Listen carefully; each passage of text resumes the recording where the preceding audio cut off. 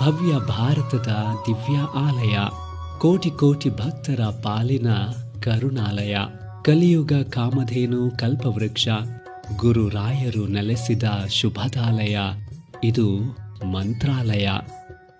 ಗುರು ರಾಘವೇಂದ್ರ ಸ್ವಾಮಿಗಳು ಸಶರೀರರಾಗಿ ಬೃಂದಾವನ ಪ್ರವೇಶ ಮಾಡಿ ಮಂಚಾಲಮ್ಮನ ಮಂಚಾಲೆಯನ್ನ ಮಂತ್ರಾಲಯವನ್ನಾಗಿಸಿ 353 ವರ್ಷಗಳು ಕಳೆದಿವೆ.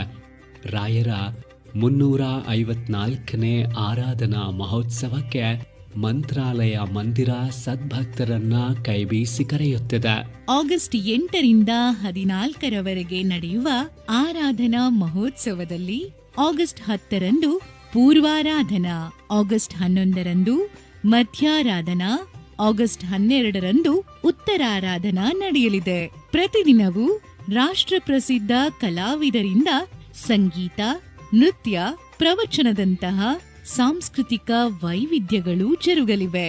ಈ ಎಲ್ಲ ಭಕ್ತಿ ಶ್ರದ್ಧೆಯ ಕಾರ್ಯಕ್ರಮಗಳನ್ನು ರಾಯರ ಯತಿಕುಲ ಪರಂಪರೆಯನ್ನು ಬೆಳಗುತ್ತಾ ರಾಯರ ಮಂತ್ರಾಕ್ಷತೆಯ ವರಪ್ರಸಾದವನ್ನು ಭಕ್ತರಿಗೆ ತಲುಪಿಸುತ್ತಾ ಮಂತ್ರಾಲಯ ಮಠದ ಪೀಠಾಧಿಪತಿಗಳಾಗಿ ಧರ್ಮೋತ್ಥಾನ ಮಾಡುತ್ತಿರುವ ಪರಮ ಪೂಜ್ಯ ಸುಬುಧೇಂದ್ರ ತೀರ್ಥ ಶ್ರೀಪಾದಂಗಳವರ ಮಾರ್ಗದರ್ಶನದಲ್ಲಿ ನಡೆಯಲಿದೆ.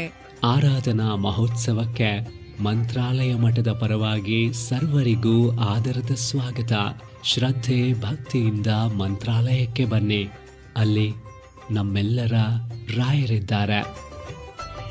ಯತಿ ರಾಘವೇಂದ್ರ ಗುರು ರಾಘವೇಂದ್ರ ಶರಣಾದೆ ನಿನ್ನ ಪಾದಕ್ಕೆ, ಭಕ್ತರ ಹೃದಯೇಂದ್ರ ವರ ನೀಡೋ ವರದೇಂದ್ರ ಮಂತ್ರಾಲಯ ಚಂದ್ರನೇ.